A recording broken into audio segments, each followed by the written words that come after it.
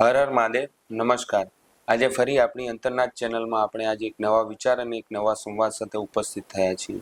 આજે આપણે હૃદય રોગનું પોસ્ટમોર્ટમ કરીશું. આપણી સાથે આજે આપણી જોડે મુખ્ય મહેમાન જોડાશે ડૉક્ટર રવિન્દ્ર ગેહલોત સાહેબ. ડીસામાં કાર્ડિયોલોજીસ્ટ છે, બનાસ હોસ્પિટલ પુલના છેડે અને રિલાયન્સ પેટ્રોલ પંપની સામે છે. તો સર, સૌથી પહેલાં આપનું સ્વાગત છે અમારી ચેનલમાં. Thank you. સાહેબ, આજે આપણે લોકોના એવા કેટલાક પ્રશ્નો છે હૃદય રોગ વિશેના, તો એની આપણે મુક્ત મને ચર્ચા કરીશું. અને અમે એવું ઈચ્છીએ કે અમારી ફેમિલી, અમારા ફોલોઅર્સને આપના થકી જ્ઞાન મળે અને હૃદય રોગથી સેફ રહી શકે. સાહેબ, આપણે અત્યારે જોઈએ છીએ કે પહેલા હૃદય રોગ 60 વર્ષની ઉંમરે જોવા મળતો હતો. અત્યારે સાહેબ 22 વર્ષ, 25 વર્ષ નાના યુવાન છોકરાઓ કે જે રેગ્યુલર ક્રિકેટિંગ કરતા હોય છે, જીમમાં જતા હોય છે, છતાં એમને હૃદય રોગ જોવા મળે છે. એની પાછળનું કારણ શું હોઈ શકે સર? હૃદય રોગ પહેલા આપણે જોવા જઈએ તો પહેલા આપણે એવું સાંભળતા કે હૃદયનો હુમલો એટલે કે હાર્ટ એટેક યુઝ્યુઅલી આપણને દાદાઓને કે 60-70 વર્ષની ઉંમરના વ્યક્તિઓમાં જોવા મળતો. પણ કેટલાય સમયથી આપણે જોતા હોઈએ છીએ કે હાર્ટ એટેક નોર્મલી 20 વર્ષ, 25 વર્ષ, ઘણીવાર ક્રિકેટ રમતા યુવાનો કે કંઈક સ્પોર્ટ્સ રમતા યુવાનો તરત ઢળી પડે છે. તો આ દરેક કેસમાં, દરેક વ્યક્તિઓમાં હાર્ટ એટેકના લીધે જ આકસ્મિક મૃત્યુ કે ઢળી પડતા નથી.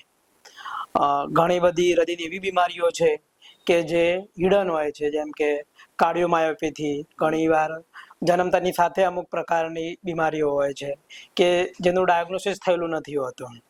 પણ આજકાલ વધતા જતા ફાસ્ટ ફૂડ, જંક ફૂડ, જે આપણે નાનપણથી જ એટલે કે જન્મતાની સાથે જન્મ્યા પછી જ્યારે બાળક ખાતા શીખે છે તો આપણે 1 વર્ષ, 2 વર્ષની ઉંમરથી જ એમને ફ્રેન્ચ ફ્રાઈઝ છે, ઓઇલી ફૂડ છે, એ બધાનું સેવન ધીરે ને ધીરે વધતું ગયું છે. એટલે કે પહેલાં એવું કહેવાતું કે હૃદયની નસોમાં બ્લોકેજ યુઝ્યુઅલી 60-70 વર્ષની ઉંમરની આજુબાજુમાં આવતા. પણ રિસર્ચ હમણાં એવું પણ કહે છે કે હૃદયની નસોની અંદર બ્લોકેજ થવાની શક્યતાઓ 15-20 વર્ષથી જ ચાલુ થઈ જાય છે, કે એટલે કે કોલેસ્ટ્રોલ સ્ટ્રીક કહેવાય છે કે એ ચાલુ થઈ જતું હોય છે. જી સર.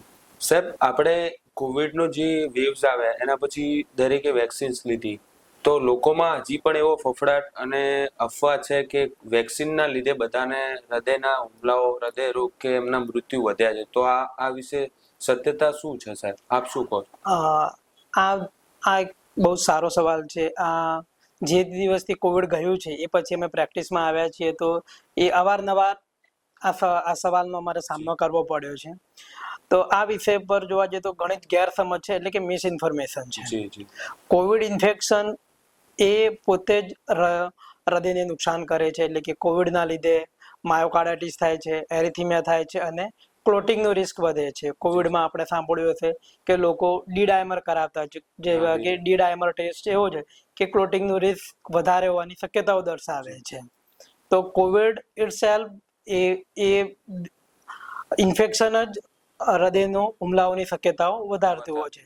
જ્યારે વેક્સિનના લીધે માઇલ્ડ માયોકાર્ડાઇટિસ થાય છે અને એ પણ યુઝ્યુઅલી યુવાનોમાં જોવા મળે છે અને કમ્પ્લીટલી રિકવર થઈ જતો હોય છે. તો વેક્સિનના ફાયદાઓ વધારે છે એના જોખમો કરતા. તો જે એક આ મિસકોન્સેપ્ટ છે કે સાહેબ વેક્સિન લીધી અને મને હાર્ટ એટેક આવ્યો, તો સાચું કહું તો હું એકચ્યુઅલી કાર્ડિયોલોજીમાં કોરોનાની પહેલાથી આ વિષય સાથે સંકળાયેલો છું. તો અમે એ દરમિયાન નાની ઉંમરમાં, ઇવન કોરોના આવ્યા એ પહેલા પણ ઘણા બધા નાની ઉંમરના વ્યક્તિઓને હાર્ટ એટેક આવે છે, જેની એન્જિયોગ્રાફી કરીએ તો ઘણીવાર 20-25 વર્ષની ઉંમરે પણ એમની નસો એવી બ્લોકેજીસ આવે છે કે જેમાં બાયપાસની જરૂર પડતી હોય છે. ઓકે, તો કોરોનાના લીધે હૃદયના દર્દીઓ વધ્યા છે, નો ડાઉટ, એમાં કોઈ શંકા નથી. પણ વેક્સિન જ જવાબદાર છે એવું નથી. વેક્સિનના ફાયદાઓ વધારે છે જોખમ કરતા. જી સાહેબ. હવે એક બીજો પ્રશ્ન હતો કે સર, કોઈ પિતાજી કે ફાધરને એટેક્સ આવ્યો છે, તો હેરિડિટરીમાં એના પુત્રને એટેક આવી શકે? ડીએનએ કંઈ કામ કરે? કઈ રીતનું હોય એમાં? જ્યારે જો ફેમિલીમાં કોઈને હાર્ટ એટેક આવ્યો, પિતાને હાર્ટ એટેક આવ્યો છે, એટલે એમના દીકરા કે દીકરીને હાર્ટ એટેક આવશે જ, એ સત્ય નથી. એમ ઘણી બધી ફેમિલી એવી છે કે જેમાં ફેમિલી હિસ્ટ્રીમાં હાર્ટ એટેક હોય છે, પણ બાળકોમાં કે એમના દીકરા દીકરીઓમાં આખી લાઈફમાં કોઈ દિવસ હાર્ટ એટેક આવતો નથી.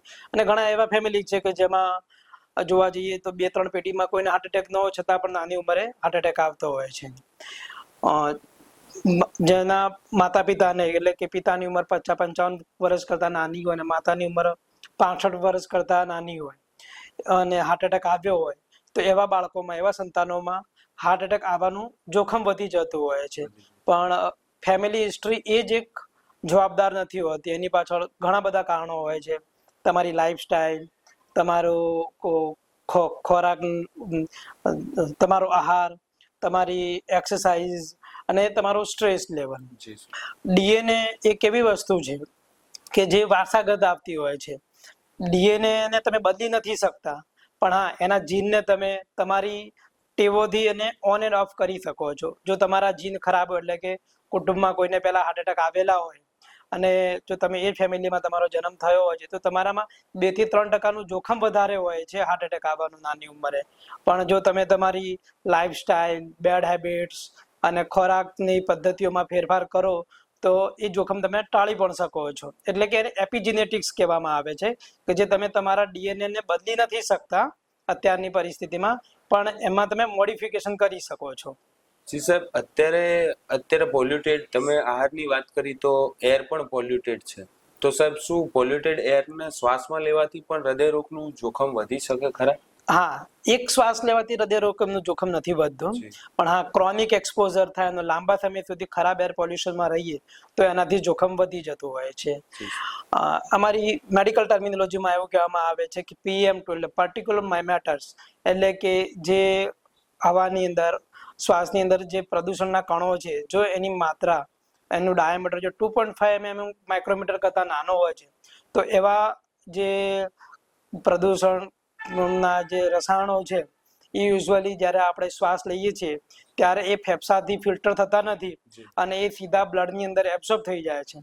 એવા પર્ટિક્યુલર મેટરનું જો લાંબા સમય સુધી એક્સપોઝર થાય તો એના લીધે શરીરની અંદર ઘણા બધા ફેરફાર આવતા હોય છે. એ લાંબા ગાળે બધી જ નસો, ખાલી હૃદયની નહીં, બધી જ નસોમાં ત્યાં ઇન્ફ્લામેશન વધારતું હોય છે અને હૃદયરોગનું રિસ્ક વધતું હોય છે. એની સાથે એક ઇન્ડેક્સ પણ આપણે જો થોડુંક ભૌતિક વિજ્ઞાન જાણતા હોય તો AQI એટલે કે એર ક્વોલિટી ઇન્ડેક્સ જેને કહેવામાં આવે છે કે દરેક વિસ્તારની અલગ અલગ હોય છે. આપણે જેમ ડીસાની વાત કરીએ, જે આપણો નેટિવ પ્લેસ છે, તો આપણે એની air quality index almost 80 to 140 ની વચ્ચે રહે છે. નોર્મલી એવું કહેવાય છે કે 0 થી 100 ની એર ક્વોલિટી ઇન્ડેક્સ જ્યાં રહેતી હોય એ વિસ્તાર બહુ જ સારા, ત્યાં પ્રદૂષણની માત્રા ઓછી. જેમ જેમ આપણે મેગા સિટી તરફ જતા જઈએ છીએ એમ AQI વધતી જાય છે. અને જો 200 થી વધારે AQI વિસ્તારમાં તમે રહેતા હો તો તમારે સાવધાની થોડીક વધારે રાખવી જોઈએ. અને હૃદયના દર્દીઓએ ખાસ એમાં ધ્યાન રાખવું જોઈએ કે AQI જે વિસ્તારનો 200 થી વધારે હોય તો એવા સમયે ઘરમાં એર પ્યુરિફાયર વાપરવું જોઈએ. બહાર ખુલ્લા વાતાવરણમાં જઈએ છીએ જ્યાં પબ્લિક પ્લેસ છે અથવા તો જ્યાં પ્રદૂષણની માત્રા વધારે છે તો એ જગ્યા પર આપણે N95 માસ્ક વાપરવું જોઈએ. અને બને તો સાંજનું વોકિંગ ટાળવું જોઈએ, કારણ કે યુઝ્યુઅલી સાંજના સમયે AQI વધી જતો હોય છે અને આવા સમયે તમારે સવાર અથવા તો અર્લી મોર્નિંગ વોકિંગ કરવું જોઈએ. સાહેબ, આપણે ઘણા કિસ્સામાં જોઈએ છે કે ઘણા એવા વ્યક્તિઓ જે ટોયલેટમાં એટેકથી મૃત્યુ પામી જાય, તો ટોયલેટમાં સાહેબ જોર કરવાથી હાર્ટ એટેક આવી જાય અને મૃત્યુ થઈ શકે, અને આવાના કારણો શું હોઈ શકે સાહેબ? આપણે જ્યારે ટોયલેટમાં જઈએ છીએ ત્યારે આપણે જ્યારે જોર કરીએ છીએ ટોયલેટ કરતી વખતે ત્યારે ઘણા બધા ફિઝિયોલોજીકલ ફેરફારો આપણા શરીરમાં થતા હોય છે. તો કે જ્યારે આપણે જોર કરીએ છીએ ત્યારે આપણે શ્વાસ નથી લેતા અને ખાલી પ્રેશર જ કરતા હોઈએ છીએ. તો એના લીધે કે છાતી એટલે કે આખા છાતીના ભાગનું ઇન્ટ્રાથોરેસિક પ્રેશર વધે છે, જેના લીધે ઇનિશિયલી તમારું બ્લડ પ્રેશર સડનલી વધે છે અને પછી એ ડ્રોપ થાય છે. જોર કરવાથી હૃદયના ધબકારા વધે છે અને હૃદયની નસોનું તાણ વધે છે. પ્લસ તમે બેસીને ટોયલેટમાં જોર કરતા હો છો એના લીધે શરીર તરફ આવતું વિનસ રિટર્ન કહેવાય છે એ બ્લોક થઈ જતું હોય છે, કે એટલે કે હૃદય તરફ આવતું બ્લડની માત્રા ઘટે છે. એટલે લાંબા સમય સુધી જોર કરવાથી ઘણીવાર બ્લડની માત્રા ઘટવાથી ઓક્સિજનનું લેવલ ઘટે છે અને સાથે આ બધા ફેરફારોના લીધે નોર્મલ વ્યક્તિઓમાં તકલીફ નથી પડતી, પણ જે વ્યક્તિઓ છે કે જેમને હૃદયની નસોમાં 70-80% બ્લોક છે, જેમને ક્રિટિકલ બ્લોક કહેવામાં આવે છે 70%થી વધારે, એવા દર્દીઓમાં હાર્ટ એટેક આવવા કરતાં પણ હાર્ટ ફેલિયર થઈ જવાનું, ચક્કર ખાઈને પડી જવાનું એ જોખમ વધી જતું હોય છે. સાહેબ, આપણે કેટલીક રોજિંદી ક્રિયાની વાત કરીએ તો સવારે 4 થી 8માં જ મોસ્ટ ઓફ યમરાજ છે દસ્તક દે એવું કહી શકાય કે એટેક વધુ આવે છે. જ્યારે એલાર્મ વાગે ત્યારે આપણે ઝાટકા સાથે ઉઠીએ છીએ. તો સાહેબ, આ એવી તો કઈ ક્રિયાઓ શરીરમાં થાય સવારે વહેલા કે હાર્ટ એટેક ત્યારે જ વધારે જોવા મળે છે? સવારનો સમય એટલે કે સવારના યુઝ્યુઅલી 4 થી 8 વાગ્યાને જી યમરાજનો સમય પણ કહેવામાં આવે છે. જૂના વડીલોને પૂછતા હોઈએ તો આપણે જી એમને કે યમરાજ તમારા આંગણે દસ્તક દે છે એવું કહેવામાં આવે છે. જી સવારે જ્યારે 4 થી 6 વાગ્યાની વચ્ચે આપણું શરીર જ્યારે ભગવાને બનાવ્યું ત્યારે એક પ્રકારની ઘડિયાળ ગોઠવેલી હોય છે, જેને સર્કાડિયન રિધમ કહેવામાં આવે છે. કે આ રિધમ દરમિયાન સવારમાં અમુક હોર્મોન, જેને સ્ટ્રેસ હોર્મોન કહેવામાં આવે છે, એડ્રિનાલિન, કોર્ટિસોલ, એ બધાનું સર્જ એટલે કે પ્રમાણ વધારે હોય છે. પ્લસ સવારે આપણે જ્યારે જાગીએ છીએ ત્યારે શરીર આખા દિવસના કાર્ય માટે સક્રિય થતું હોય છે. તો એ દરમિયાન બ્લડ પ્રેશર સડનલી શૂટઅપ થવાનું, હૃદયના ધબકારાઓમાં વધઘટ થવાનું થતું હોય છે. તો આવા જ્યારે અમુક દર્દીઓમાં કે જેમાં હૃદયની નસોમાં બ્લોકેજીસ હોય છે, જેમ કે 70-80-90% જેવું બ્લોકેજીસ, એવા દર્દીઓમાં આ ઝડપી થતા ફેરફાર એટલે કે સડનલી બ્લડ પ્રેશર વધી જવું, ધબકારાઓ વધઘટ થવા અને આ હોર્મોનનું સિક્રેશન થવું, એના લીધે ત્યાં જે સ્ટેબલ પ્લાક, જે કોલેસ્ટેરોલ કહીએ આપણે, એ જમા હોય છે, એની અંદર તિરાડ પડે છે એટલે કે એ રપ્ચર થાય છે અને ત્યાં બ્લડનું ક્લોટિંગ થાય છે અને હાર્ટ એટેક આવતો હોય છે. જી સર. સાહેબ, બીજું એક છે કે આપણે સ્નાન કરીએ, નાહવા જઈએ ત્યારે સીધું ઠંડુ પાણી માથા ઉપર રેડી દેતા હોઈએ છીએ, તો ક્યારેક એવો એટેક પણ જોવા મળે. તો નાહવાની સાચી રીત કઈ હોઈ શકે? આ એક સારો સવાલ છે. આપણે જોતા હોઈએ શિયાળામાં ખાસ કરીને કે શરીર પર જો આપણે સીધું માથા પર ઠંડુ પાણી નાખીએ છીએ તો ઘણીવાર આપણે શ્વાસ લેવામાં પણ તકલીફ થતી હોય છે અને અમુક સેકન્ડ માટે આપણે થંભી પણ જતા હોઈએ છીએ. તો એ એક શરીરમાં થતો બાયોલોજીકલ રિસ્પોન્સ છે કે ઠંડુ પાણી આપણે સીધું માથા પર નાખીએ તો વેગલનું સ્ટિમ્યુલેશન થતું હોય છે. ઘણીવાર હૃદયના ધબકારાઓ ઘટી જતા હોય છે, એટલે કે બ્રેડીકાર્ડિયા થતું હોય છે અને હૃદય બંધ પડી જવાનું પણ જોખમ આવતું હોય છે. અને બહુ ઠંડી હોય અને આપણે જો ઠંડુ પાણી શરીર પર ડાયરેક્ટલી માથા પર નાખીએ તો કોલ્ડ શોક વેવ રિસ્પોન્સ, કે જેમાં શ્વાસ અટકી જવો, ધ્રુજારી છૂટવી અને ક્ષણિક બેભાન થઈ જવું એવું થતું હોય છે. તો સાચી રીત એ કહેવાય છે મેડિકલ ભાષામાં કે તમારે પહેલા સ્નાન કરતી વખતે પહેલા પાણી પગ પર, પછી ઘૂંટણ પર, પછી થાપા પર, પેટ અને છેલ્લે આપણે માથા પર પાણી નાખવું જોઈએ આ ક્રમશઃમાં. અને યુઝ્યુઅલી બહુ જ ઠંડુ પાણી એવોર્ડ કરવું જોઈએ. સાહેબ, બીજું અત્યારના યુગમાં બધા લેટ નાઇટ મોડા જમે છે. 10 વાગ્યા પછી જમવું એ શું હૃદય રોગ નોતરવા જેવું જ થશે કે વહેલા જમવું જોઈએ સાહેબ? હા, તો એવું કહેવાય છે કે નોર્મલી આપણે સુવા જઈએ એના 1 થી 2 કલાક પહેલા આપણે જમી લેવું જોઈએ. પણ આજની ભાગદોડભરી જિંદગીમાં ઘણીવાર આપણે જમ્યા પછી તરત જ સુવાનું પસંદ કરતા હોય છે, એટલે કે લેટ જમતા હોઈએ છીએ, 10 વાગે, 11 વાગે. તો જમ્યા પછી યુઝ્યુઅલી શરીરનો મોટા ભાગનો બ્લડ સપ્લાય પેટ તરફ ડાયવર્ટ થઈ ગયેલો હોય છે. તો આવા કેસમાં કેવું કહેવાય છે કે જે હૃદયના દર્દીઓ હોય છે તો એમને એવું કહેવામાં આવે છે કે એમને પેટ ભરીને ન જમવું જોઈએ રાતના સમયે યુઝ્યુઅલી, અને રાત્રે હળવો ખોરાક લેવો જોઈએ. જી સાહેબ. સાહેબ, આ આપણે ઊંઘમાં નસકોરા બોલતા હોય અમુક લોકોને, તો એ બીમારી છે અને એને હૃદય રોગ સાથે કોઈ સંબંધ ખરી? હા, એ બીમારી નથી. ઘણીવાર આપણે બહુ થાકેલા હોઈએ અથવા તો તણાવવાળી પરિસ્થિતિમાંથી બહાર નીકળતા હોઈએ તો એવા કેસમાં રાતને થોડુંક સ્નોરિંગ થતું હોય છે. પણ એ નોર્મલ સ્નોરિંગ પણ હોઈ શકે છે. પણ ઘણીવાર એ સ્નોરિંગના લીધે કે રાત્રે આપણી ઊંઘમાં ખલેલ પહોંચતો હોય છે કે તમે રાત્રે ઊંઘીએ ત્યારે શું થાય છે કે ગળાના ભાગમાં જે મસલ આવેલા હોય છે, જેમાં જે દર્દીઓમાં અથવા જે વ્યક્તિઓમાં ઓબેસિટી છે, કે જે બહુ શરીર વધારે છે, અથવા તો ગળામાં અથવા નાકના અમુક કિસ્સાઓમાં અમુક સ્નાયુઓનો ભાગ વધારે છે, તો જ્યારે સૂઈ જઈએ છીએ ત્યારે એ શ્વાસ નળી આપણી જે હોય છે એની પર પ્રેશર કરે છે અને ક્ષણિક માટે શ્વાસ બંધ થાય છે. જ્યારે શ્વાસ બંધ થાય છે ત્યારે શરીરમાં ઓક્સિજનનું લેવલ પણ ઘટે છે અને એના લીધે તમારી ઊંઘ બગડતી હોય છે 10 થી 20 સેકન્ડ માટે. તો એવું રિપીટેડ 1 કે 2 વાર થવાથી કોઈ રિસ્ક નથી વધતું, પણ એ રિપીટેડ થતું હોય છે. ઓવરનાઇટ એક જ રાતમાં ઘણી બધી વાર આવું થતું હોય છે, જે ક્રોનિક સ્ટ્રેસ આપે છે અને ઓક્સિજનનું પ્રમાણ વારા ઘડીએ શરીરમાં ઓછું થવાથી એ લાંબા સમય હૃદયની નસો, મગજની નસો અને બાકી બધી કોઈ પણ શરીરની નસોમાં એ ક્રોનિક ઇન્ફ્લામેશન કરે છે અને ત્યાં કોલેસ્ટ્રોલ ફોર્મેશન થાય છે અને ત્યાં બ્લોકેજનું રિસ્ક વધતું હોય છે. તો આનો ઈલાજ પણ છે. આનો ડાયગ્નોસિસ જો ઘરમાં એવું કોઈ વ્યક્તિ હોય કે જે આ નસકોરાના લીધે એની ઊંઘ રાત્રે 3-4 વારથી વધારે અથવા 10 વારથી વધારે બગડતી હોય તો એના માટે સ્લીપ સ્ટડી કરીને એક રિપોર્ટ થતો હોય છે, એ કરાવવો જોઈએ અને એ પ્રમાણે આગળ એનો ઈલાજ પણ કરાવવો જોઈએ. એમાં ઈલાજમાં પણ સર્જિકલ ઓપ્શન પણ આવે છે અને સીપેપ, જે કે તમને રાત્રે શ્વાસ લેવામાં તમને મદદરૂપ થાય કે જેથી ઓક્સિજનનું લેવલ વારા ઘડીએ ઘટે નહીં. સાહેબ, કેટલીક સામાન્ય માણસોની મૂંઝવણની ચર્ચા કરીએ હવે. તો સાહેબ, જનરલી એટેક આવે તો લોકોને એવું જ લાગે કે છાતીમાં બળતરા થાય તો ગેસ હશે, એટલે એ લોકો સોડા પી લે. તો આવું કરવું કેટલી હદે આપણા માટે ઘાતક સાબિત થઈ શકે? અને સામાન્ય કોઈ પણ પબ્લિક હોય સર, તો એને કઈ રીતે ખબર પડે કે આ એસિડિટી છે કે આ મને હાર્ટ એટેક, હૃદય રોગનો હુમલો છે?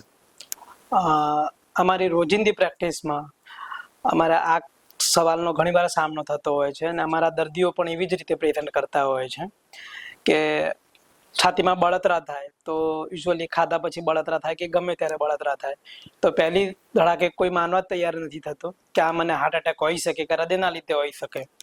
એમ જ માને કે આ મને ગેસ એસિડિટી છે, એટલે એ લોકો યુઝ્યુઅલી આપણે રોજિંદી ભાષામાં જોવા જઈએ તો ઇનો પી લેતા હોય છે અથવા તો સોડા પી લેતા હોય છે. સોડા પી લેવાથી કે ઇનો પી લેવાથી ઘણીવાર આરામ મળી જતો હોય છે, પણ જો એ બળતરા હૃદયના લીધે હોય તો એ ઘણીવાર સોડા અને ઇનો પીવાથી એ ખતરનાક પણ સાબિત થઈ જતું હોય છે, કારણ કે તમને ટેમ્પરરી થોડીક રાહત મળી જતી હોય છે, એટલે કે સારવારમાં પહેલા જ આપણે લેટ થઈ જતા હોઈએ છીએ. અને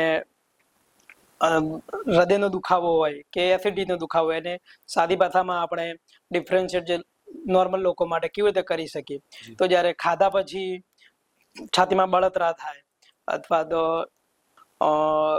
ક્રોનિક રહેતું હોય છે કે ઘણી બધી વાર બળતરા થતી રહેતી હોય છે અને એ કામ કરવાથી અથવા ચાલવાથી બળતરામાં વધારો ન થતો હોય અને એસિડિટી કે ગેસની ગોળી લેવાથી જો એમાં આરામ મળતો હોય તો એ યુઝ્યુઅલી એસિડિટીના લીધે હોવાની શક્યતાઓ વધારે છે. પણ એ જ જો છાતીમાં બળતરા જમ્યા પછી લાંબા સમય સુધી કન્ટિન્યુઅસલી રહે અથવા ચાલવાથી અથવા કોઈ પણ કાર્ય કરવાથી એ વધતી હોય અથવા તો એની સાથે ઘણીવાર ચક્કર આવે, શ્વાસ લેવામાં તકલીફ થાય, બેઠા બેઠા એસિડિટીની સાથે પરસેવો થઈ જાય, ઘણીવાર બેભાન થઈ જવા જેવી હાલત થઈ જતી હોય, તો આ બધા લક્ષણો અથવા તો એસિડિટીની સાથે ડાબી તરફના ખભામાં દુખાવો થાય અથવા હાથમાં દુખાવો થાય, ઘણીવાર ચાલવાથી જડબું પકડાઈ જાય, તો આ બધા લક્ષણો સામાન્ય એસિડિટીને હૃદયના દુખાવાથી ડિફરન્શિએટ કરતું હોય છે.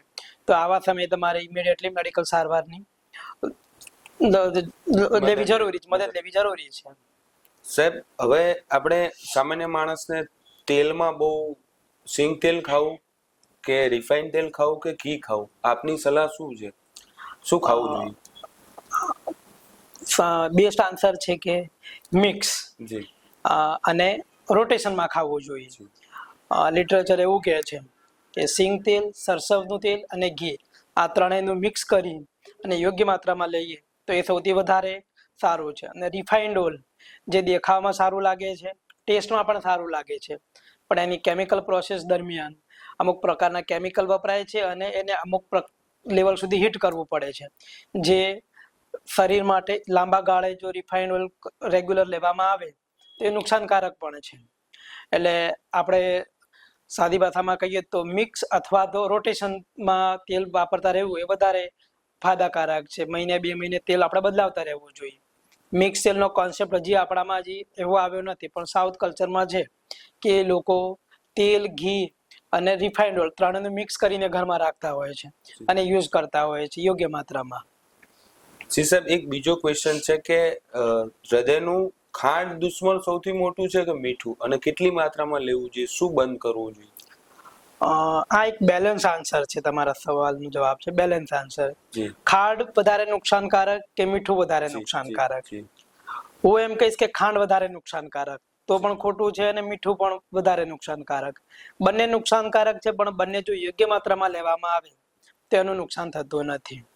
મીઠું વધારે માત્રામાં લેવાથી બ્લડ પ્રેશર વધે છે, જી શરીરમાં પાણી વધારે માત્રામાં રોકાઈને રહે છે, અને લાંબા ગાળે હૃદયની નસોમાં અથવા તો કોઈ પણ નસોમાં એ સ્ટીફનેસ વધારતી હોય છે. એટલે કે મીઠું એ ઇનડાયરેક્ટલી હૃદય પર અસર કરે છે, જ્યારે ખાંડ વધારે માત્રામાં લેવાથી એ ટાઈપ 2 ડાયાબિટીસનું રિસ્ક વધારે છે.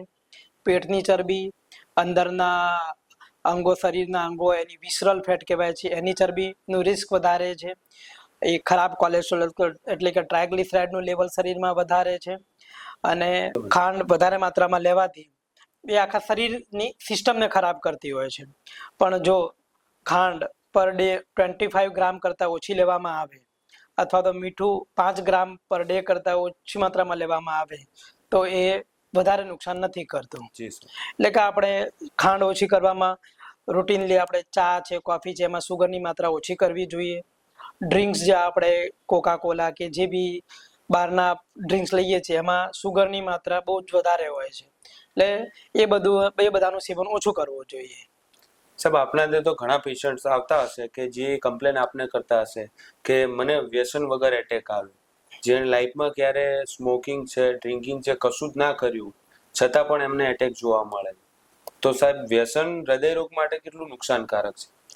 વ્યસન એ જ હાર્ટ એટેક માટે જવાબદાર નથી. જી વ્યસન એક જોખમ છે જી કે જો તમે વ્યસન કરતા હશો તો તમારી અંદર હાર્ટ એટેક, મગજનો લકવો કે કોઈ પણ બીજી બીમારી આવવાની શક્યતાઓ વધારે છે. જી કોઈ પણ બીમારી થવા માટે એક જ ફેક્ટર જવાબદાર નથી હોતું, મલ્ટીફેક્ટોરિયલ હોય છે.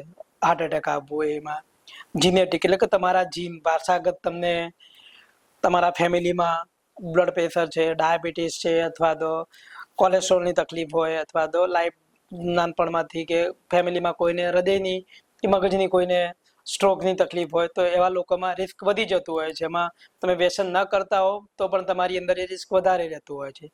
પ્લસ આજકાલનો food habits, junk food, fast food, oily food, refined ઓઇલનો વધારે પડતો યુઝ, પ્લસ આપણી સેડન્ટરી લાઈફસ્ટાઈલ, પ્લસ આપણો day by day physical activity એની માત્રા ઓછી છે, પ્લસ સ્ટ્રેસ, માનસિક તણાવ, જેમ ખાલી એવું નથી કે મેન્ટલ હેરેસમેન્ટ, બધી રીતના હેરેસમેન્ટ આપણે જોઈ શકીએ છીએ કે ફાઇનાન્શિયલ ગણો, ફેમિલી ગણો, એ બધા જ લાંબા સમયે શરીરની અંદર બ્લડ પ્રેશર છે, હૃદયના ધબકારાઓ છે, હોર્મોન લેવલ છે, સ્ટ્રેસ હોર્મોન, કોર્ટિસોલ, એડ્રેનાલિન, એ બધા પર ફેક્ટર અફેક્ટ કરતું હોય છે.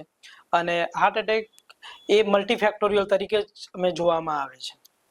જી સાહેબ, આપણા દ્વારા અને બીજા ગેહલોત સર, બીજા કાર્ડિયોલોજીસ્ટ દ્વારા એવું સૂચવવામાં આવે છે કે હૃદયને સ્વસ્થ રાખવા માટે આપણે ચાલવું જોઈએ. તો સાહેબ, આ ચાલવાની કેટલું ચાલવું જોઈએ અને ચાલવાની સ્પીડ કેટલી રાખવાની સ્વસ્થ હૃદય માટે? લટાર મારવું એ સારું છે, જી પણ હૃદય માટે, હૃદયના હાર્ટ હેલ્થ માટે બ્રિસ્ક વોકિંગ એવું એ વધારે ફાયદાકારક છે. કારણ કે બ્રિસ્ક વોકિંગ તમે જ્યારે લટાર મારો છો ત્યારે ખાલી શરીરનું હલનચલન થાય છે, બાકી શરીરની અંદર કોઈ ફિઝિયોલોજીકલ ચેન્જીસ નથી થતા. જ્યારે તમે બ્રિસ્ક વોકિંગ કરો છો ત્યારે તમારા હૃદયના ધબકારાઓ વધે છે, બ્લડ સર્ક્યુલેશન વધે છે, કોલેસ્ટ્રોલનો કંટ્રોલ થાય છે, અને એ લાંબા ગાળે તમને મદદરૂપ થતું હોય છે, ફાયદાકારક થતું હોય છે. કેટલું ચાલવું જોઈએ, કયા સમયે ચાલવું જોઈએ, તો એવું કહેવાય છે કે દરરોજનું 30 મિનિટથી 60 મિનિટ વોકિંગ, બ્રિસ્ક વોકિંગ વધારે સારું. અઠવાડિયામાં 150 મિનિટ જેટલું વોકિંગ કરવું જોઈએ. જી ઘણા લોકો એવું કહેતા હોય છે કે સવારનું વોકિંગ સારું કે સાંજનું વોકિંગ સારું, તો જવાબ છે કન્સિસ્ટન્સી. તમે નિયમિત શું કરો છો એ વધારે ફાયદાકારક છે. હા, સવારે તમે વોકિંગ કરો છો તો એનાથી તમારું મેટાબોલિઝમ વધે છે, ડિસિપ્લિન તમારી વધે છે. જ્યારે સાંજનું વોકિંગ તમે જે કરો છો એનાથી તમારો સ્ટ્રેસ રિલીવ થાય છે અને ફિઝિકલ સ્ટ્રેન્થ તમારી વધતી હોય છે. જી સાહેબ, હૃદયરોગના અમુક રિપોર્ટ્સ છે, જેમ કે ECG, TMT, એ નોર્મલ આવ્યા હોય છતાં પણ 2 કલાક પછી ક્યારેક એટેક જોવા મળે છે, તો આવું કેમ થાય છે સર? હા, ઇસીજી એ હૃદયમાં થતો ફેરફાર દર્શાવે છે. તો ઘણીવાર ઇસીજી નોર્મલ હોય, તે ઘણીવાર હાર્ટ એટેકની પહેલા ઇસીજી નોર્મલ પણ હોઈ શકે છે. ઇસીજી હંમેશા હાર્ટ એટેક ચાલુ હોય ત્યારે જ એમાં ઇસીજીમાં ચેન્જીસ આવતા હોય છે. અધરવાઇઝ ઇસીજી હંમેશા નોર્મલ જ રહેતો હોય છે. તો 5 મિનિટ પહેલાનો ઇસીજી કરેલો હોય અને 5 મિનિટ પછી પણ ઇસીજી કરીએ તો એમાં ફેરફાર આવી શકે છે. એટલે કે જ્યારે પણ તમને છાતીમાં દુખાવો થાય, કોઈ પણ હોસ્પિટલમાં જાઓ તમે, પણ જો તમને અમને એવું લાગે કે ટિપિકલ હૃદય રિલેટેડ જ દુખાવો છે, તેવા કેસમાં અમે 40 થી 45 મિનિટ પછી પાછો ઇસીજી કરીને જોતા હોઈએ છીએ કે એમાં કોઈ ચેન્જીસ આવ્યા છે કે નથી આવ્યા. ટીએમટી એ હૃદયની નસોમાં બ્લોકેજીસ હોવાની શક્યતાઓ દર્શાવે છે કે જો બ્લોકેજીસ 70% અથવા એનાથી વધારે હોય તો ટીએમટી દરમિયાન અમે દર્દીને 8 થી 10 મિનિટ સુધી ટ્રેડમિલ પર ચલાવતા હોઈએ છીએ. જો હૃદયની નસોમાં બ્લોકેજીસ હોય તો એ દરમિયાન ઇસીજીમાં ચેન્જીસ આવતો હોઈ શકે છે. ઇસીજી અને ટીએમટી બંને નોર્મલ હોવા છતાં પણ ઘણીવાર હાર્ટ એટેક આવતું હોય છે, કારણ કે ઘણીવાર હૃદયની નસોમાં માઇનોર પ્લાક રહેલો હોય છે. એ કંઈક કારણોસર ત્યાંથી એ પ્લાક રપ્ચર થાય તો ત્યાં ખૂનનો ગઠ્ઠો જમા થઈ જવાનો, એટલે કે પ્લેટલેટ એગ્રીગેટ થવાનું રિસ્ક વધતું હોય છે અને હાર્ટ એટેક આવી શકતો હોય છે. સર, કેલ્શિયમ સ્કોરિંગ કરીને એક રિપોર્ટ્સ આવે છે, તો એમાં એન્જિયોગ્રાફી વગર આપ કહી શકો ખરા કે એમને તકલીફ હૃદયરોગ ભવિષ્યમાં આવી શકે? થોડા ઘણા અંશે હા, પણ 100% નહીં. કેલ્શિયમ સ્કોરિંગ શું છે? તો એ તમને દર્શાવે છે કે હૃદયની નસોની અંદર કેલ્શિયમ કેટલું જમા થયું છે, એટલે કે પ્લાક બર્ડન કેટલું છે. એ તમને ફ્યુચરમાં હાર્ટ એટેક આવશે કે નહીં એનું તમને અંદાજો આપે છે, પણ હા, આવશે જેવું નથી. તો કેલ્શિયમ સ્કોરિંગ એક પ્રકારનો રિસ્ક એસ્ટિમેટ કેલ્ક્યુલેટર જેવું છે કે જેના ગ્રેડિંગ હોય છે. જેટલો કેલ્શિયમ સ્કોર ઓછો એટલો ફ્યુચરમાં તમને હાર્ટ એટેક આવવાનું જોખમ ઓછું. તો જો અગર કેલ્શિયમ સ્કોર 0 કરતાં ઓછો નહીં, 0 હોય તો ફ્યુચરમાં તમને હાર્ટ એટેક આવવાનું રિસ્ક બહુ ઓછું. પણ જો કેલ્શિયમ સ્કોરિંગ 400 કરતાં વધારે હોય તો તમે વેરી હાઈ કેટેગરીમાં આવો છો, જેમાં તમારે તકેદારી અને અમુક હેલ્થ રિલેટેડ પગલાઓ લેવા હિતાવહ છે. સર, અમુક વાર મેઇન નળી જે હોય આપણી સાફ હોય, ક્લીન હોય, પ્લાક ફોર્મેશન ના થયું હોય, ઝીણી નળીઓ બ્લોકેજ હોય, તો એ ઝીણી નળીઓ એ કઈ રીતે આપણે શોધી શકીએ આપની ભાષામાં? ઘણીવાર આપણે એન્જિયોગ્રાફી કરીએ, છાતીમાં ટિપિકલ દુખાવો થતો હોય, દર્દી આવે ત્યારે ઇસીજી નોર્મલ હોય, બ્લડના રિપોર્ટ ટ્રોપોનિન કરો એ પણ નેગેટિવ આવે, છતાં પણ ઘણીવાર પેઇન કન્ટિન્યુઅસલી રહેતું હોય છે. એવા દર્દીઓમાં જો એન્જિયોગ્રાફી કરીએ તો હૃદયની મેઇન નસો જે મોટી નળીઓ હોય છે એ એકદમ ક્લિયર આવતી હોય છે. પણ ઘણીવાર હૃદયની નાની નસો કે જે નોર્મલ એન્જિયોગ્રાફીમાં આપણે નથી જોઈ શકતા, માઇક્રોવાસ્ક્યુલર એને કહેવાય, એમાં ઘણીવાર બ્લોક હોવાથી દુખાવો થતો હોય છે. તો એ જાણવા માટે અમારી મેડિકલ ટર્મિનોલોજીમાં કાર્ડિયક MRI, પેટ સ્કેન અથવા તો કોરોનરી ફ્લો રિઝર્વ, એટલે કે અમુક પ્રકારના રિપોર્ટો જે થતા હોય છે એ કરવામાં આવે છે અને એના આધારે પછી આગળ ટ્રીટમેન્ટ કરવામાં આવે છે. સાહેબ, આપણે ચર્ચામાં એક ટર્મ્સ બોલ્યા, ટ્રોપોનિન કરીને ટેસ્ટની વાત કરી, તો એ સર નોર્મલ હોય કે એના થકી જ આપણે જાણી શકીએ કે એટેક આવેલો છે કે નથી? એ પેરામીટર હૃદયરોગ માટે 100% સાચું ગણી શકાય? હા, ટ્રોપોનિન એ હૃદયનું ડેમેજ થયું છે કે નહીં એ બતાવે છે કે હાર્ટ એટેકના લીધે તમારું હૃદય કેટલું ડેમેજ થયું છે. એટલે એક રિપોર્ટ ટ્રોપોનિનનો એકવાર કરવાથી તમને આઈડિયા નથી આવતો. સિરિયલ ટ્રોપોનિનનો રિપોર્ટ કરવામાં આવે છે. એ જ્યારે તમારો હાર્ટ એટેક આવે અને જે હૃદયની નસ બંધ પડી હોય અને હૃદયના જે ભાગનો હિસ્સો ડેમેજ થયો હોય છે એ કેટલો ડેમેજ થયો છે, એ ડેમેજ થયા પછી અમુક પ્રકારના પ્રોટીન શરીરની અંદર રિલીઝ થતા હોય છે અને ટ્રોપોનિન એ બ્લડ ટેસ્ટ છે કે જે આપણને આઈડિયા આપે છે કે ખરેખર હૃદય વધારે ડેમેજ થયું છે કે નથી થયું. તો એ યુઝ્યુઅલી હાર્ટ એટેક આવ્યાના 3-1 કલાક પછી, એટલે કે ઇન્જરી થયાના 3-1 કલાક પછી જ બ્લડમાં રિપોર્ટમાં આવતું હોય છે પોઝિટિવ. આઈડિયલ નોર્મલી એ નેક્સ્ટ 24 અવર્સમાં એનું લેવલ પીક થાય છે અને 7 થી 10 દિવસમાં એ નોર્મલ થતું હોય છે. સાહેબ, હવે સ્ત્રીઓની વાત કરીએ તો સ્ત્રીઓમાં જ્યારે એટેક આવે છે તો એમના લક્ષણો પુરુષ જેવા છાતીમાં દુખાવો થવો કે એવું કંઈ જોવા મળતું નથી, તો આવું કેમ સર? એક સ્ત્રીઓ અને બાળકો એ એક કહેવાય ને કે એક ફોરગોટન ટોપિક જેવું થઈ ગયેલું છે. હૃદયના કિસ્સાઓમાં આપણે જોવા જઈએ તો એને અવગણવામાં આવે છે નોર્મલી. એનું કારણ એ છે કે સ્ત્રીઓ પુરુષોમાં જ્યારે હાર્ટ એટેક આવે અથવા તો હૃદયની નસોમાં બ્લોક હોય છે તો ત્યારે ટિપિકલ સિમ્ટમ હોય છે કે છાતીમાં દુખાવો થાય, ભાર લાગે કામ કરતી વખતે, અથવા તો રોજિંદા કામમાં એમને તકલીફ પડતી હોય છે. જ્યારે સ્ત્રીઓની અંદર યુઝ્યુઅલી મોટી નસો કરતા આપણે હમણાં ડિસ્કશન કર્યું કે માઇક્રોવાસ્ક્યુલર ડિસીઝ, કે સ્ત્રીઓની અંદર નાની નળીઓમાં બ્લોકેજીસ હોવાની શક્યતાઓ વધારે રહેતી હોય છે. પ્લસ સ્ત્રીઓની અંદર એક હોર્મોન હોય છે ઇસ્ટ્રોજન કરીને, જે પ્રોટેક્ટિવ હોર્મોન તરીકેનું કામ કરતું હોય છે. તો આ સ્ત્રીઓમાં યુઝ્યુઅલી છાતીમાં દુખાવાની જગ્યાએ ઘણીવાર એ લોકોને થાક વધારે પડતો લાગવો રૂટીન કામમાં, ચાલતી વખતે અથવા તો કામ કરતી વખતે જડબામાં દુખાવો થવો, ગળામાં દુખાવો થવો, આ બધા સિમ્ટમ હોય છે. અથવા ઉલટી જેવો અહેસાસ થવો. એટલે કે સ્ત્રીઓમાં ઇસ્ટ્રોજન ઇફેક્ટ અને માઇક્રોવાસ્ક્યુલર ડિસીઝના લીધે એમને ટિપિકલ સિમ્ટમ જોવા નથી મળતા એમ.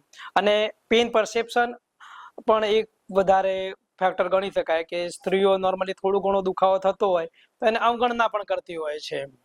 સાહેબ, આપણે બાળકોની વાત કરી તો નાના બાળકોમાં પણ અત્યારે બ્લોકેજના કિસ્સાઓ જોવા મળે છે. એનું કારણ શું હોય છે? એનું કારણ અમે મેડિકલ ટર્મિનોલોજીમાં એને આપણી રોજિંદી ડાયટ હેબિટને વધારે ગણીએ છીએ. કે અત્યારથી જ આપણે નાનપણમાંથી જંક ફૂડ છે, ફાસ્ટ ફૂડ છે, રિફાઇન્ડ ઓઇલ છે, એનો યુઝ ભરપૂર માત્રામાં કરતા હોઈએ છીએ. કે જે લાંબા ગાળે એવું નથી કે આજે ખાધું ને કાલે નુકસાન કરશે, પણ આ બધું લોંગ ટર્મ ઇફેક્ટ થતી હોય છે આ બધાની. પ્લસ ટીવી અને મોબાઈલના વધારે પડતા યુઝના લીધે ફિઝિકલ એક્ટિવિટી બહુ જ ઘટી ગઈ છે બાળકોમાં. તો અત્યારે નવા રિસર્ચો તો એવું કહે છે કે તમારી ઉંમર 10-15 વર્ષની હોય ત્યારથી જ કોલેસ્ટ્રોલ જમા થવાની શરૂઆત થઈ જતી હોય છે રિસર્ચમાં. હમણાં 1-2 વીક પહેલાનો જ મારે અહીંયા કિસ્સો છે. છોકરાની ઉંમર 23 વર્ષ છે. રવિવારના દિવસે સવારે પહેલા 8 વાગે ક્રિકેટ રમતા રમતા એને હાર્ટ એટેક આવેલો છે. એટલે અને એને સાથે ફેમિલી હિસ્ટ્રી પણ હતી. એના બ્રધરને પણ 30-35 યરની એજમાં પણ હાર્ટ એટેક આવેલો. વિધાઉટ વ્યસન પણ આવું બની શકે છે. તો આનાથી બચવા માટે શું કરી શકે એ મહત્વનું છે. તો એક કે ઘરનું બનેલું ખોરાક વધારે યુઝ કરવો જોઈએ. Plus outdoor activity at least 30 to 60 minute every ડેની હોવી જોઈએ બધાની. જી સર, હવે સ્ત્રીઓની વાત કરીએ તો મોનોપોઝ પછી સ્ત્રીઓને હૃદયરોગ માટે વધુ સાચવેત કેમ રહેવું જોઈએ? જ્યારે સ્ત્રીઓમાં મોનોપોઝ પહેલા એટલે કે જ્યારે તેમની માસિક નિયમિત આવતું હોય છે ત્યારે એમની અંદર એક હોર્મોન હોય છે કે ઇસ્ટ્રોજન. એ હોર્મોન હમણાં જ વાત કરીએ આપણે. ઇસ્ટ્રોજન એ પ્રોટેક્ટિવ હોર્મોન હોય છે કે જે શરીરમાં સારું કોલેસ્ટ્રોલ એટલે કે HDL નું લેવલ વધારે છે અને બેડ કોલેસ્ટ્રોલ એટલે કે LDL નું લેવલ ઘટાડે છે. પણ મેનોપોઝ પછી આ હોર્મોનની માત્રા શરીરમાં ઘટી જતી હોય છે. એના લીધે શરીરમાં LDL નું કોલેસ્ટ્રોલ વધે છે અને ટ્રાયગ્લિસરાઇડનું કોલેસ્ટ્રોલ વધતું હોય છે. એટલે એવું કહેવાય છે કે મેનોપોઝ પહેલા પુરુષોમાં સેમ એજ માટે હૃદય રોગનું રિસ્ક વધારે છે.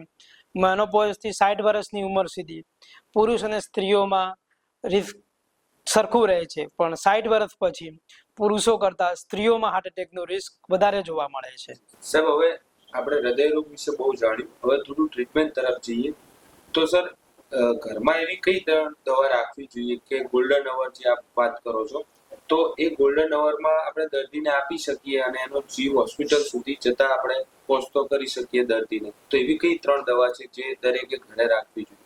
હૃદયના કેસમાં ગોલ્ડન અવર એટલે શરૂઆતની દુખાવો અતિશય ચાલુ થયાની શરૂઆતની 60 મિનિટ. એ દરમિયાન આપણે ઘરમાં ઇકોસ્પ્રિન, ક્લોપિડોગ્રીલ, એટોર્વાસ્ટેટિન અને સોર્બિટ્રેટ કરીને જે દવાઓ આવે છે એ ઘરમાં આપણે રાખી શકીએ છીએ. જે આપવાથી આપણે હોસ્પિટલ પહોંચીએ ત્યાં સુધી ઘણીવાર જીવ બચી જવાની પણ શક્યતાઓ રહેતી હોય છે. સાહેબ, એના ડોઝિસ ફોર્મમાં કઈ રીતે હોય કે મેડિકલ પરથી કે તમારી એક્સપર્ટ કાર્ડિયોલોજીની સલાહથી આપણે ઘરે રાખી શકીએ છીએ? ઇકોસ્પ્રિન, ક્લોપિડોગ્રીલ. ઇકોસ્પ્રિન યુઝ્યુઅલી 325 મિલીગ્રામ ડિસ્પ્રિન કરીને ટેબ્લેટ આવે છે. ક્લોપિડોગ્રીલ 75 mg ની ટેબ્લેટ આવે છે. લોડિંગ ડોઝમાં એને 6 ટેબ્લેટ સાથે લેવાની હોય છે. એટોર્વાસ્ટેટિન અથવા રોઝવાસ્ટેટિન એની હાઈએસ્ટ મેક્સિમમ સ્ટ્રેન્થમાં હોય છે, એ લેવાની હોય છે. અને અતિશય દુખાવો હોય તો એક સોર્બિટ્રેટ પણ સાથે લઈ શકાય છે.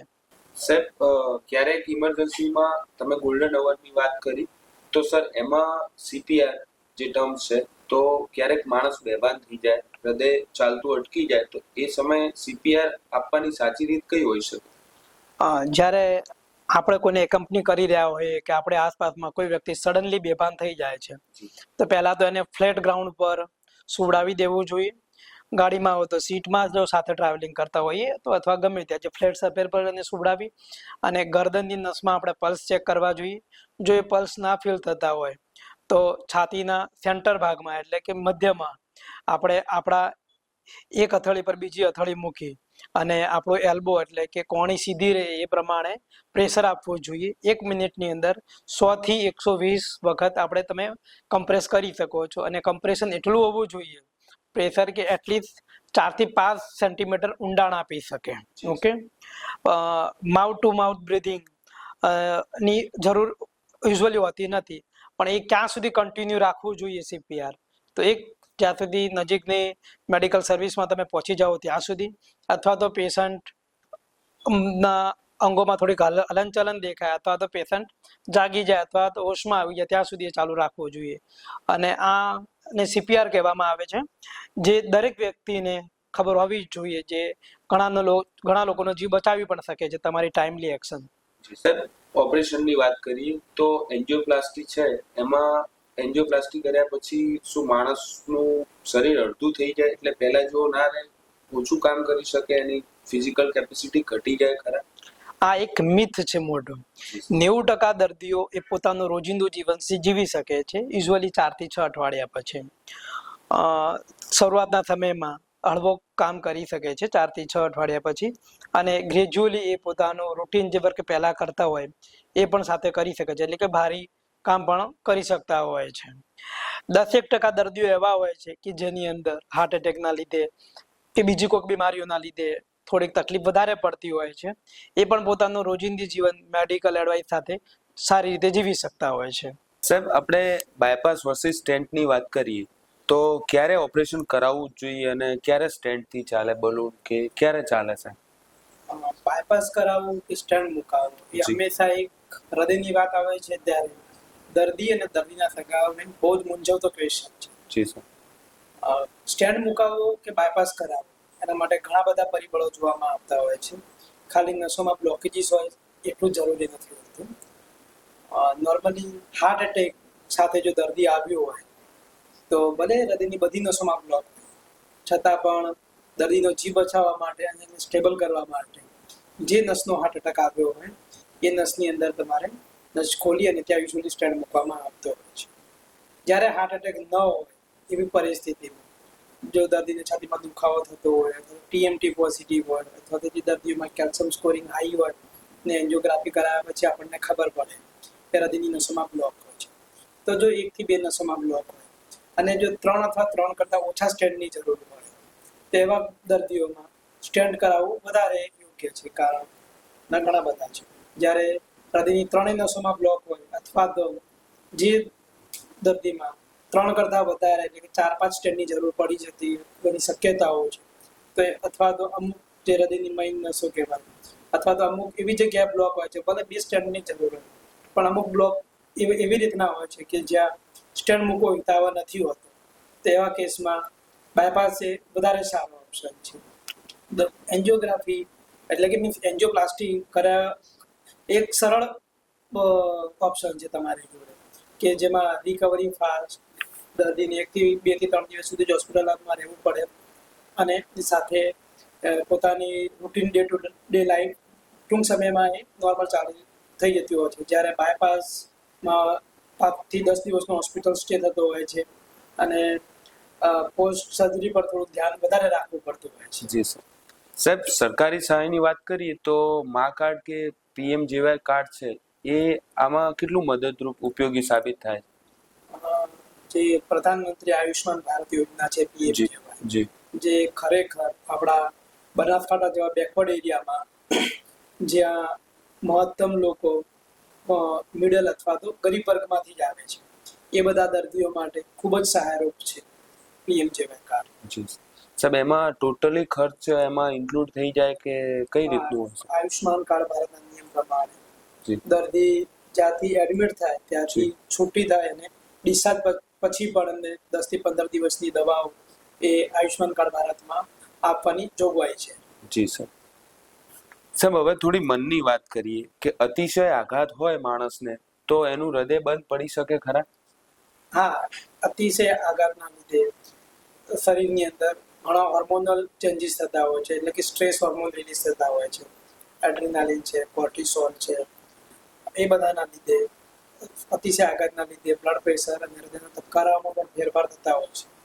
તો એ બધા કિસ્સામાં હૃદય ઘણીવાર નબળું પડી જતું હોય છે, એટલે કે હૃદયનું પમ્પિંગ ઓછું થતું હોય છે. અને આવા કિસ્સામાં યુઝ્યુઅલી હૃદયને એપેક્સ એટલે કે હૃદયનો પોપચાનો ભાગ ઇન્વોલ્વ થતો હોય છે, જે બિલકુલ હાર્ટ એટેકની જેવું જ તમને પિક્ચર લાગતું હોય છે. પણ જ્યારે એની એન્જિયોગ્રાફી કરવામાં આવે તો યુઝ્યુઅલી હૃદયની નસો ક્લિયર આવતી હોય છે, નોર્મલ આવતી હોય છે. એને અમારી મેડિકલ ટર્મિનોલોજીમાં ટોકોસુબો કાર્ડિયોમાયોપેથી અથવા તો સ્ટ્રેસ કાર્ડિયોમાયોપેથી અથવા તો એને બ્રોકન હાર્ટ સિન્ડ્રોમ કહેવામાં આવે છે. એટલે કે અતિશય આઘાતના લીધે હૃદય ઘણીવાર નબળું પડી જતું હોય છે અને એના લીધે ઘણીવાર આકસ્મિક હૃદય બંધ પડી જવાના પણ કિસ્સાઓ મેં જોયા છે. પણ યુઝ્યુઅલી આ બીમારીનું રિકવરી યુઝ્યુઅલી 4 થી 6 વીકમાં આવી જતી હોય છે, જો સમયસર સારવાર લેવામાં આવે તો. સાહેબ હવે ગુસ્સાની વાત કરીએ. આજના યુગમાં બધા શોર્ટ ટેમ્પર છે, તો 1 મિનિટનો ગુસ્સો હૃદય ઉપર કેટલું મોટું નુકસાન કરી શકે? જ્યારે પણ આપણે ગુસ્સો કરીએ છીએ તો આપણને ગુસ્સો આવે છે ત્યારે એની અસર યુઝ્યુઅલી 4 થી 6 કલાક બોડી પર એની થતી હોય છે. ગુસ્સાના લીધે હૃદયના ધબકારાઓ વધે છે, બ્લડ પ્રેશરમાં વધારો થાય છે, સ્ટ્રેસ હોર્મોન લેવલમાં વધઘટ થાય છે. એવું કહેવાય છે કે 1 મિનિટનો કરેલો ગુસ્સો શરીર પર 4 થી 6 કલાક અસર કરે છે, જ્યારે 1 મિનિટમાં કરેલો ગુસ્સો યુઝ્યુઅલી એના 2 કલાક સુધી હાર્ટ એટેક આવવાનું 5 ગણો રિસ્ક વધારે કરે છે. અને ગુસ્સો અથવા તો ટાઈપ 1 પર્સનાલિટી ટાઈપ એ પર્સનાલિટી કહેવાય છે, કે જેને મિસ્ટર પરફેક્ટની ડેફિનેશન આપીએ છીએ કે અમુક એવા બિઝનેસમેન એવા વર્કહોલિક હોય છે કે જે બધું જ પરફેક્ટ જોઈએ. એ લોકો બહુ જ થોડી ઘણી નાની નાની વાતોમાં ઇમ્પેશન્ટ થઈ જતા હોય છે. એ બધામાં એ લોકો પૂરતું ખોરાક પર ધ્યાન નથી આપી શકતા, લાઈફસ્ટાઈલના લીધે પૂરતી ઊંઘ નથી લઈ શકતા, પ્લસ એ લોકો સમયસર પોતાની ક્રિયાઓ નથી કરી શકતા, એક્સરસાઇઝ નથી કરી શકતા. તો ટાઈપ એ પર્સનાલિટી વાળાઓમાં હૃદયરોગનું જોખમ હોવાની શક્યતાઓ બહુ વધારે હોય છે. Thank you sir. તો મિત્રો આપણા સાથે હતા ડૉક્ટર રવિન્દ્ર ગેહલોત સર, જેમણે આપણા બધા પ્રશ્નોના ખૂબ સરસ અને સચોટ જવાબ આપ્યા. હજુ પણ કોઈ આના લગતો આપને કોઈ ક્વેશ્ચન હોય તો તમે અમારી સાથે જોડાઈ કમેન્ટમાં અમને ક્વેશ્ચન પૂછી શકો છો. હું સચોટ અને સાચો જવાબ સર જોડેથી મેળવ્યું આપના જોડે પહોંચતો કરીશ. Thank you. ફરી મળીશું નવા વિચાર નવા સંવાદ સાથે. અને સાહેબનો ફરી આપણે આભાર માનીએ છીએ કે આપણને આ સમય ફાળ્યો સાહેબ, અમારી ચેનલમાં ઉપસ્થિત રહ્યા, અમારી અંદરના ફેમિલીને તમે તમારા જ્ઞાનનો લાભ આપ્યો સર. Thank you sir.